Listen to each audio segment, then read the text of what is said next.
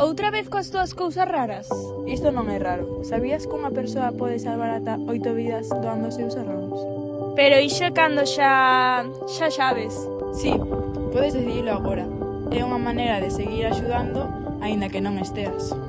Vaya, eso non o sabía.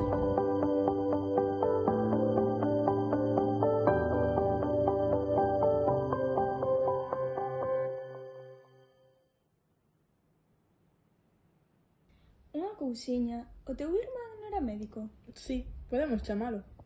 Xoan, ven! Que pasou, chicas? Ti que és médico? Podes falarnos un pouco sobre a doación de órganos? Sí, claro, a doazón de órganos é un acto de xenerosidade. Por iso é importante que falades disto na casa. Non é só marcar unha casiña, é deixar claro que queredes doar a vida. Pois eu creo que quero ser doante. Pero como se di?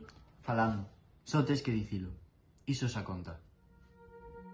Non podemos escoller cando nos toca marchar. Pero sí podemos escoller seguir dando vida.